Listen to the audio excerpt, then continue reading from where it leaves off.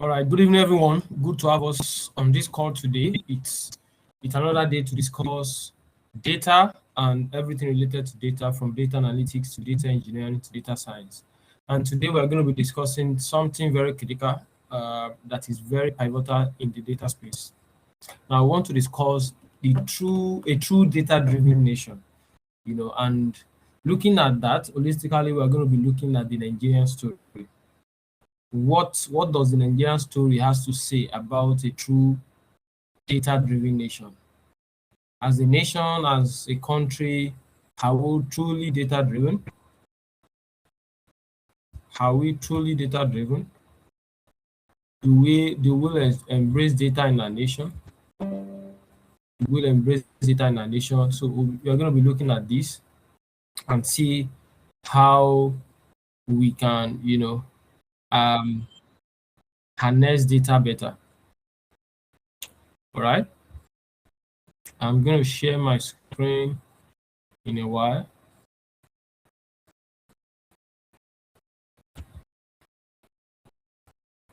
Tosin, can you hear me?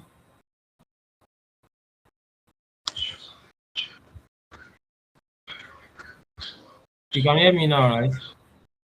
Yes, I can hear you. Okay. Makes sense. 1 minute, I'm trying to sort.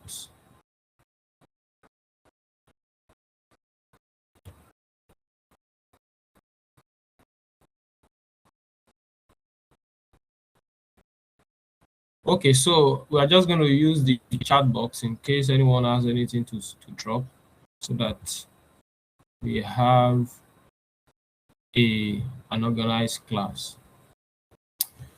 Okay, once again, I welcome everyone to this session. It's going to be an exciting session, an expository session where we'll learn quite a lot about the Nigerian data story and how we can, leverage on this knowledge to increase our success in the data space as individuals and as a business as well, how the business can harness this opportunity, these gaps, to increase their turnover, their revenue, and the likes. So good to have us on this call. Thank you so much for joining, everyone, and it's good to have you. All right, I'm going to go ahead and share my screen.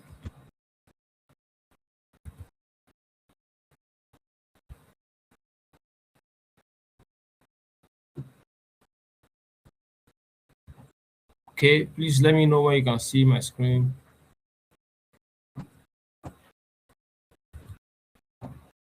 Please let me know when you can see my screen.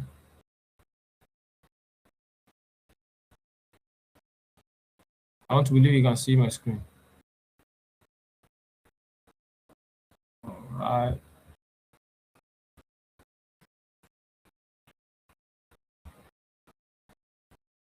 Hide this. My screen again. Particular window. Yeah. Yeah, we are good. Okay, so let's get right into it.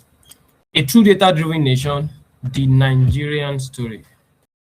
The Nigerian story. All right. Basically, we are exposing the gaps and unleashing prosperity. We are basically going to be exposing the gaps and, of course, unleashing the prosperity that is resident in the Nigerian data ecosystem. Now, on this first page, you see that you have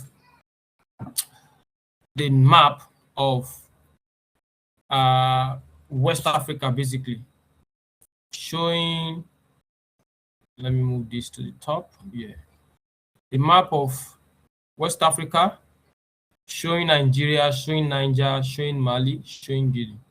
Now, everyone will agree with me that we are able to talk about, Ghana is close to Nigeria, Chad is close to Nigeria, Niger is in the northern part of Nigeria, Mali and the rest, and we can look at that because there is data available. With that, we have the knowledge of, okay, it takes so number of hours from Nigeria to the United Kingdom, to the United States, and to other parts of the world, because there is available data that shows us, that has proven to us that, okay, this is the amount of time. Now, it is still the same data that a pilot is able to use and tell you. I could remember when I was on the plane sometimes ago, and of course, every now and then I'm opportune to enter the plane. You hear the pilot say, "We are going to arrive at our destination in the next 1 hour, in the next 45 minutes, in the next 40 minutes," and even when the plane is about to alight, it will tell you about to land. The pilot will say, in the next 2-3 minutes we are going to be landing in so state or so city. So that's the beauty of data. It is this data that pilot has been able to use to control some of this information and then give us the accurate information. Now you see that even in planes, you've heard about black box. Black box, which is a box that shows when a plane crashes. Sorry, my attention is divided. I'm trying to ensure that my screen shows. So when an airplane crashes, there is something they call black box. What is in that black box is big data that tells us what everything that happened from the beginning to the end of the journey of the plane. And people are able to use that to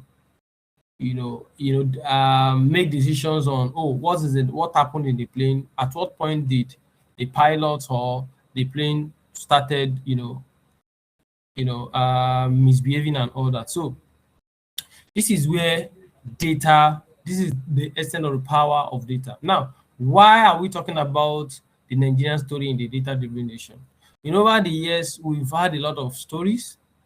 I know in 2006 or thereabout, I know there was census that was held in this country. We know that then maybe our population was around 100 million, 80 million, 120 million thereabout.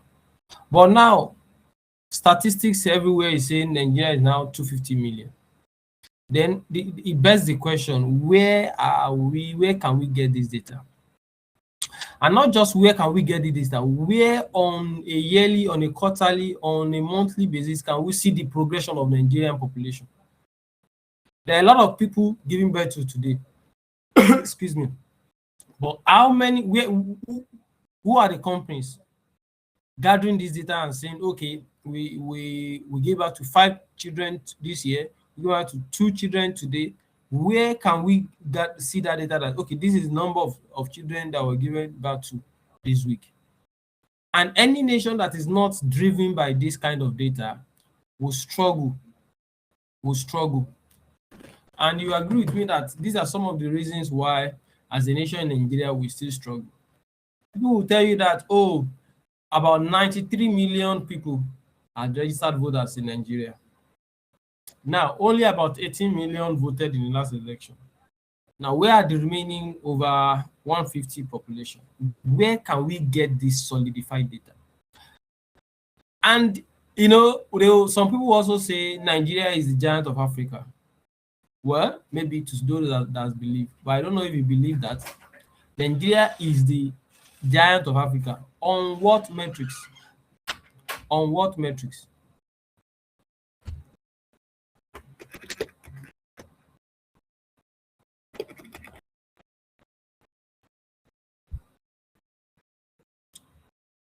On what metrics? How do we determine that Nigeria is the giant of Africa? What are the metrics that shows that Nigeria is the giant of Africa? These are some of the begging questions we need to get answers to. Because what are the numbers backing that up? Look at the poverty rate in Nigeria. By definition, they said Nigeria is the poorest, one of the poorest nations in the world. And we are saying we are the giant of Africa. We have maybe the top 2 richest men in the world, right? We are saying we are the giant of Africa, but a lot of the population is poor. So meaning something is wrong. And for me, it is a data issue. It is a data issue. We know by statistics, a lot of numbers will say, okay, people that are with phone are about 60 million Nigerians have a smartphone. Now, how about 140 million of that? Another narrative will say a lot of Nigerian youth are not serious. They are not employable. So we need credible data to, to back this up. And what this will do for us as a nation, as a business first, is that businesses will be able to say, okay, if I go to this particular website, I can know my audience, the percentage of my audience that I can serve, that can buy this product from me. I am not second guessing.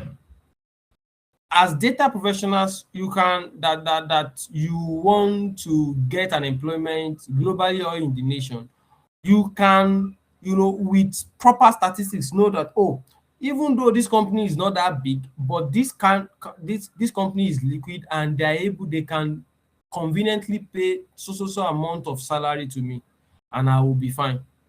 I hope we are still following. Let me just be sure that we are still here. I want to still believe we are still here. Okay. All right. So it has to show that truly I can apply to this job and they will pay me something worthwhile. I can expect this kind of salary from this particular company because I know what they are worth. I know what they can offer. But in a nation where you don't even know, an employer can shortchange you as a data person because they tell you, yeah, we are not making much money. But meanwhile, they have volume. Data is what backs this up. There should be like a platform where, ratings of each companies are. You can see the number of SMEs, the number of medium, the number of big enterprises that are in Nigeria. And it can inform employment of data professionals. And it can even inform analytics. Let's say a data analyst or a data engineer or a data scientist wants to make some predictions. You have quality data and say, okay, in Lagos, these are the number of houses in a particular area. These are the number of houses in this estate, in my estate here. We don't have all this data and something is wrong. We need to, I think if there is something we should do currently in Nigeria, something we should start doing, it should be how we are going to gather quality data, how we move that, how we start a movement of quality data gathering, which is why we are here today. Let me not waste much of our time. Let's go to the next slide. Now, I've splitted this into two parts. The first part is the five stack facts of the Nigerian data story. I'm going to be discussing 5 facts about the Nigerian data story in the part 1. And then in the second part, I'm going to now expose us to the opportunities that are abound in the gaps we can see in the Nigerian data story. So we're going to, those are the 2 parts we're going to be talking about today. All right, so let's go. First thing, I talked about the fact that we are going to be talking about 5 facts about the Nigerian data story. The first thing we'll be discussing is the 250 million paragraphs. I think I've mentioned this. We are a nation of approximation, and we cannot move forward that way. And it's affecting us. Now, you see what happened in Nigeria yesterday about the killing of a man, of a man in Oyo State. People trivialize this because there is no data. I saw a video on Instagram, and one guy said, it's like as a nation, we don't know the gravity of what is happening because we are not looking at the numbers. And he was trying to say, okay, when media says 200 people died, that is, you now show the picture of how 200 people looks like. That 1, 2, 3, 4, 200, that is huge number. When they say a lot of people were murdered, he was showing the number so that we see the quantity, and that is an issue I'm seeing in Nigeria. We don't have a lot of statistics backing up how many people have died from all these insurgents. Credible one. I can say, okay, in 2009, when this insurgents started happening, over 100 people. These are the male 50, 40 female. These are the regions distribution. This is the level. That is why I believe international bodies are not really taking us serious, because numbers is what will show the level of degradation, the level of atrocities that has gone down in the nation. So which is why it's important. A nation of approximation cannot move forward, and that is why this session is holding to call us as data professionals, as business owners, that it is time to move from approximations to certainty. It is time to move from approximation to quality data, to concise data, that shows the numbers as it were. No, while we cite 50 million citizens, we like a credible real-time census to verify most valuable resources. When last did we hold census in this nation? So what is the only way we can determine the population of a nation if there is no census? So there is no census, and someone is telling us it's 250 million. Meaning, what is happening here, as a data scientist, as a data analyst that I am, I know that what is happening here is just projection. By default, if in 1999 we're 80 million, I'm just saying for instance, in 2000 we are 100 million, then that production that, okay, what is the percentage growth, then that is being used to say we are currently 250 million. That's the only explanation I can say, because there's no credible census. Now, aside from even census, we know of killings in Maduguri and some other part of the nation, which most people have deserted. Without census, who is counting those ones in those regions? So you see that is the first paradox and first issue we have as a nation, the issue of approximation, which needs to be solved. All right, let's move to the next one, which is the conflict zone blind spot. I think I've mentioned this as well. The northern data void. I talked about that, areas where there are insurgencies, where there are issues of Boko Haram and the rest. Who is counting those ones? We don't have the data.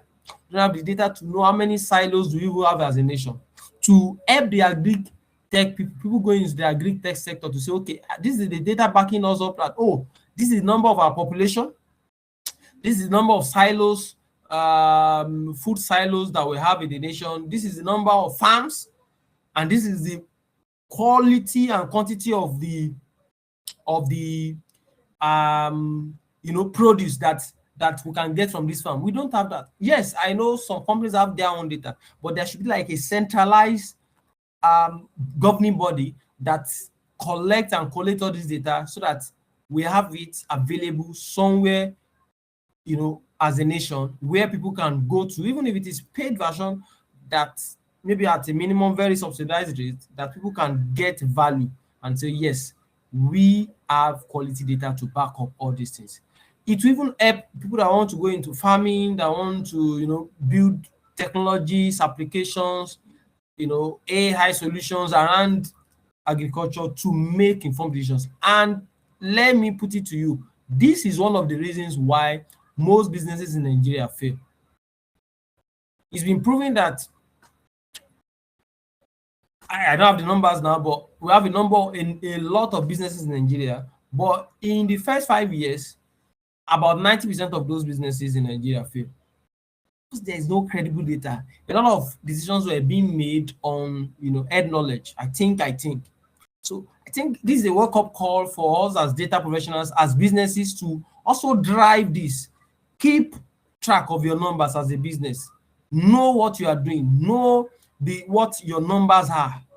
Don't just make decision on head knowledge. Yeah, I think I have an idea. This is what we are making. No. We must move from that era to an era that makes decision based on facts. All right. So I just stated here that dependence on satellite proxy models. So there's nothing like that. Fragmented data in volatile regions. You don't use statistics, often based on not facts, not based on facts, just based on guess. All right. The third thing. So I mentioned two things so far.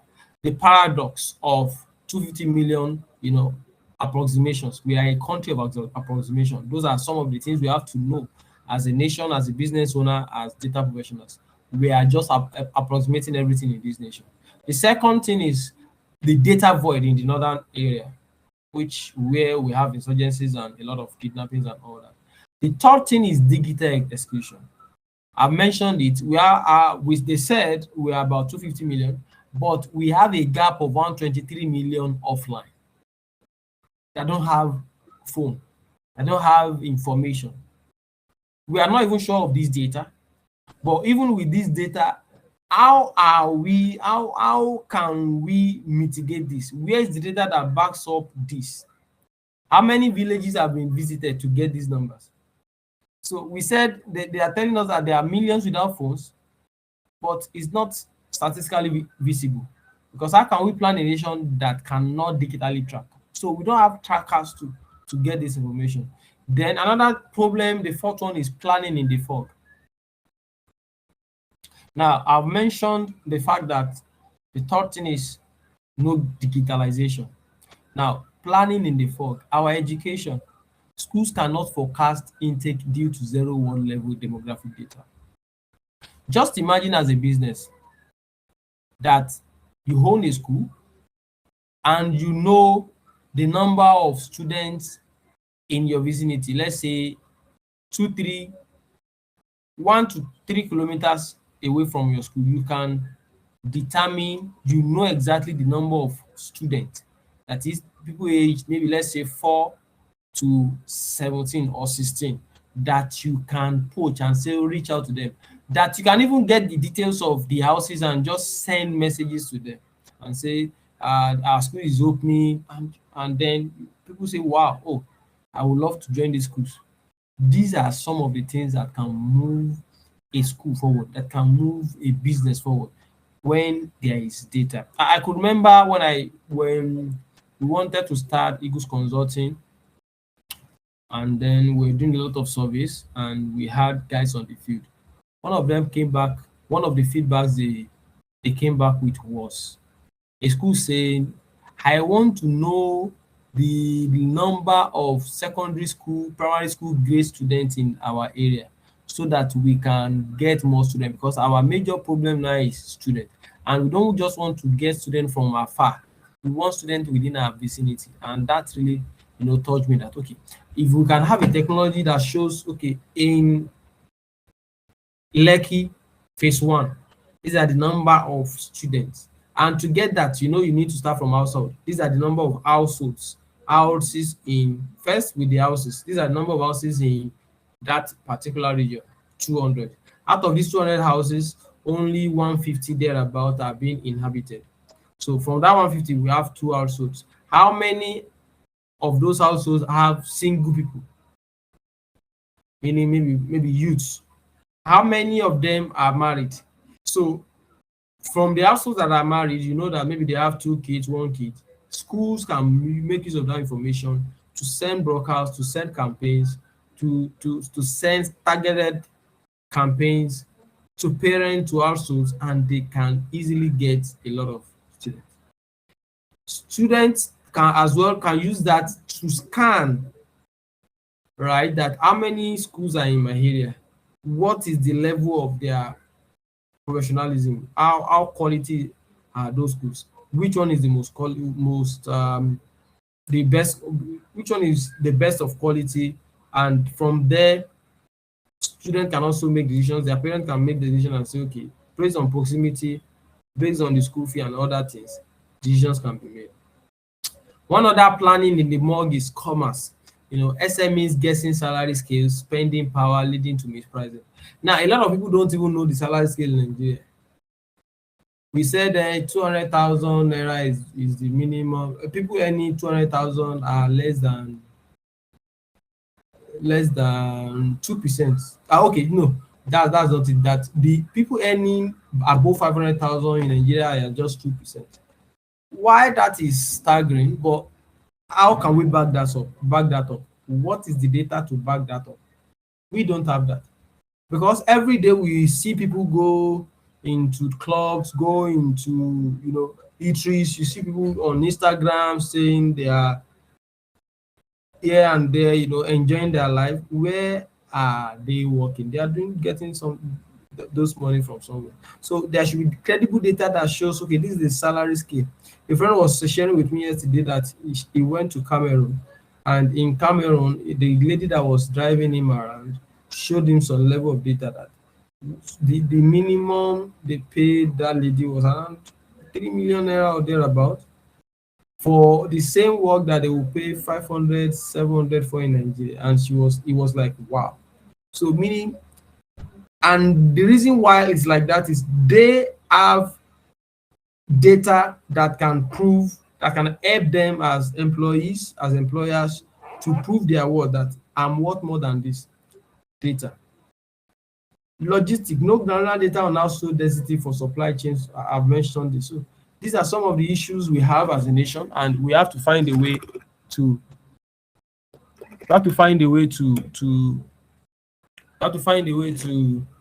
mitigate that. All right. Yes, methodology and trust. Methodology and trust. Transparency gap.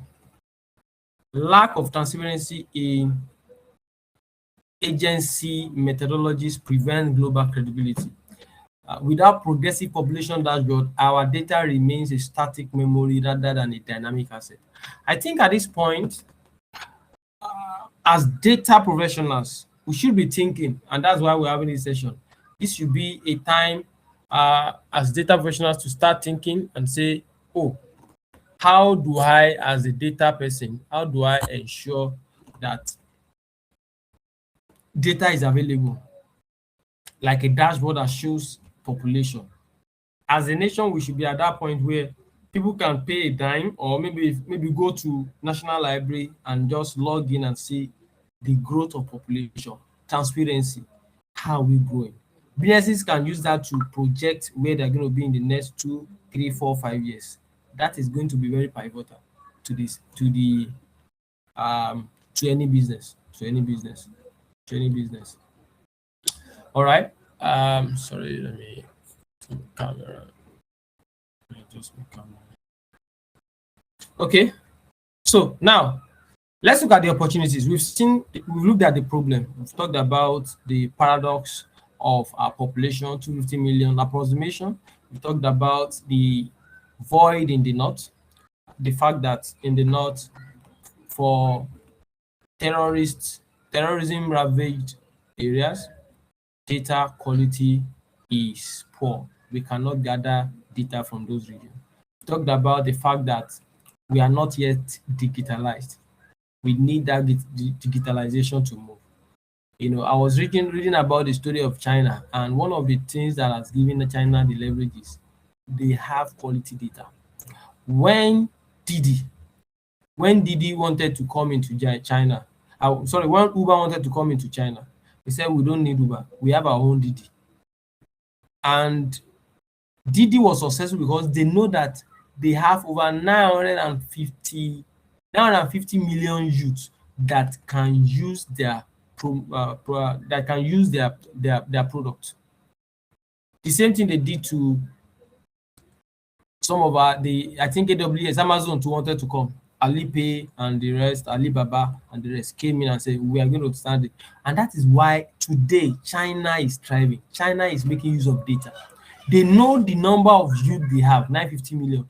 They back that up, and they are working with it. They're working with the fact that, yes, we have the youth, we have the numbers to help us, make decisions as a nation.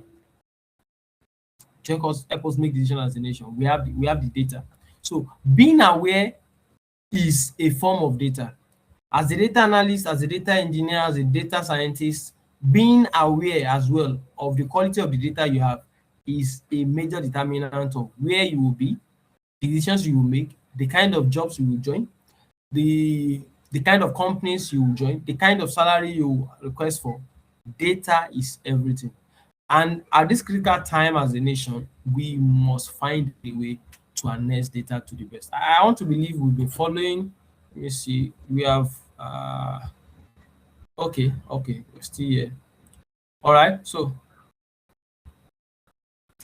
let's go back to our slides. Okay, so now let's talk about the opportunities transforming data into wealth. Now, the first I want to talk about is wealth creation. These gaps that I've mentioned, about 5 of them, is a major opportunity for anyone that is ready. It's a major opportunity. Major opportunity, especially for data professionals. And you can see from what I wrote here, solving the data integrity gap is a gold mine.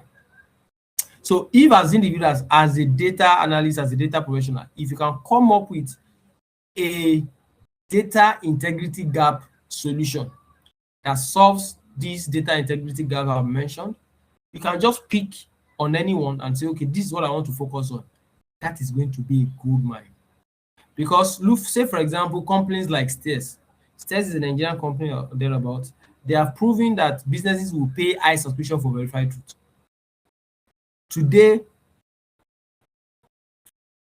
Today, Stairs is getting paid.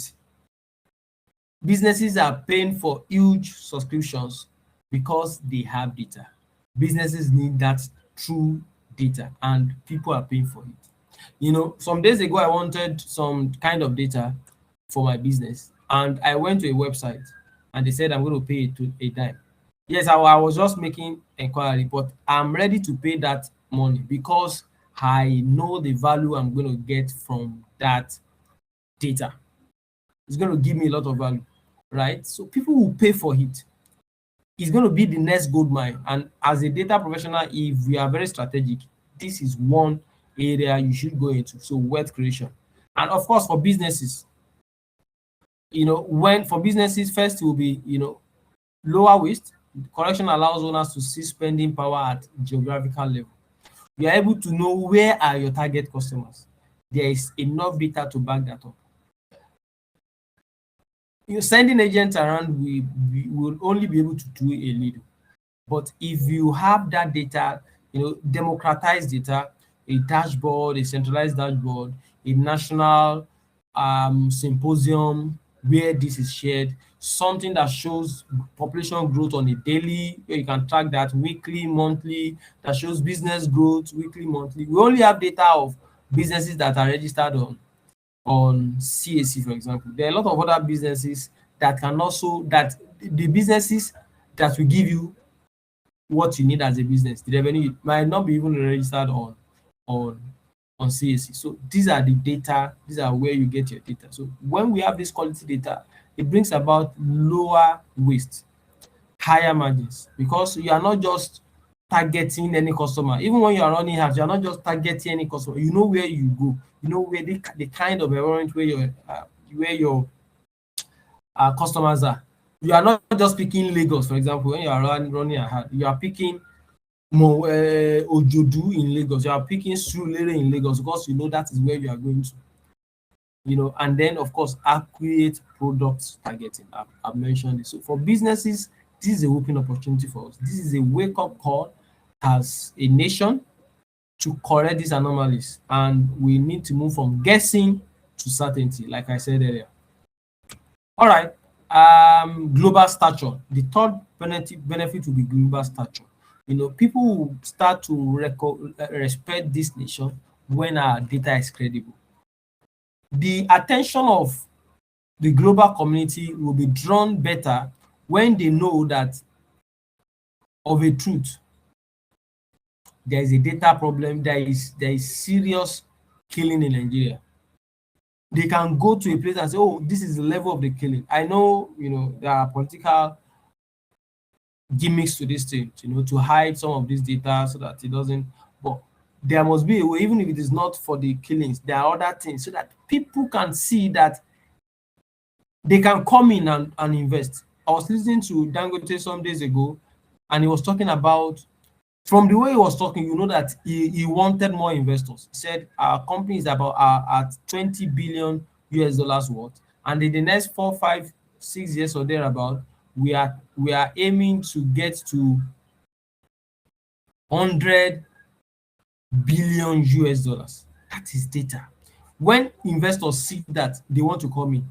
Imagine that investors have access to the number of businesses thriving, their revenue, average revenue per month, their average revenue per year, the number of youths present in the nation, the number of female, number of male, the number of graduates in the nation, the number of people with certifications. These numbers, foreign investment will be massive because there is incredible data to back that up. And of course, it will increase our global stature as a nation.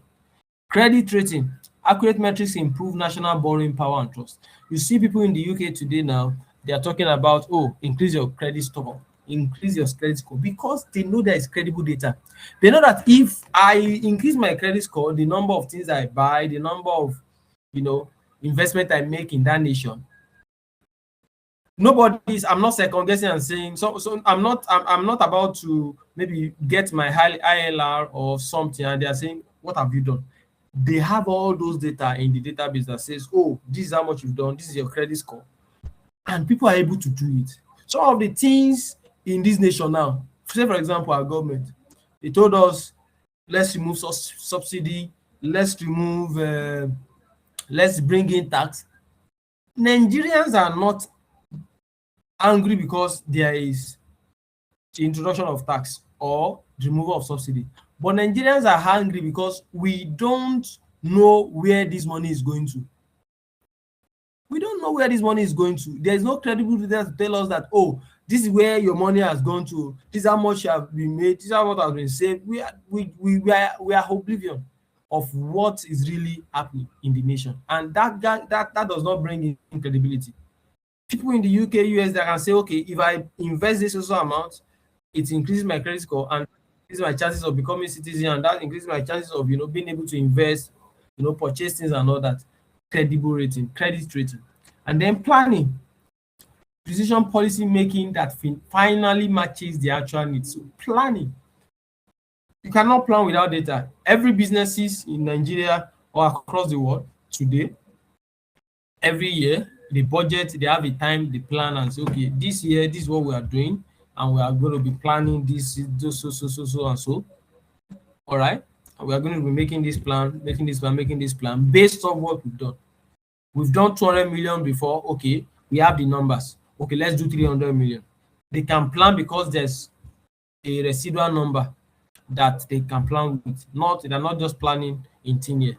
So these are very important things as a nation. So my final ones will be, as a business, as individuals, as data professionals, data analysts, data scientists, data engineers, and focus on data people, we need to find a way to fix our data. We need to find a way to fix our data. We need to find a way to increase our chances as a nation with credible data. We need to take this nation to the next level with credible data, because only credible data will be able to give us the expected result, the result we expect as a nation. But without that, we'll keep, you know, just dilly-dallying around. And the only thing I can say is that we can get there, but are we ready? So this is a clarion call to everyone, every investor, every businesses, every individual, that it is high time we start moving from guessing our data, coming up with vague data numbers, and coming up with facts. Looking at strategies to gather data, looking at how we can gather data, like steers getting money from it, how we can gather them credible data and get our money. Some of the companies are doing it. Deloitte for BB Nigeria, for example, they charge a lot of money to assemble all those data from voters and all that. So this is where data comes in. This is where the population, knowing the population, having these numbers, this is where they can take us to. So at this point, I'll say, let's lead the data revolution for a greater Nigeria. And I think that will be it from me. Yeah, so let me stop sharing. Then I think at this point, I can take questions. If there are questions, ready to take questions. But if there is none, then we'll call it today. Are there questions? Okay. If there are no questions, I'll leave us to, you know, start thinking of what can I do? What can I do to increase, to harness these gaps in Nigeria as a nation? What can I do to improve the quality of data in our nation? What can I do to move from this guessing syndrome to real quality data? That people can make decisions with, that data scientists, data analysts, data engineers, and all data professionals can key into and better their future. Because no nation, I repeat, no nation will be able to move forward, will be able to do great things without quality data. All right, thank you so much, everyone that has joined. I hope we'll see you in the next edition. I hope this has been a very, very great session. For those that are unable to join, the video will be available on YouTube. So key into it, listen to it, and I want to believe it will do something to you and bring in some transformational thinking into you. All right, thank you. Have a great evening.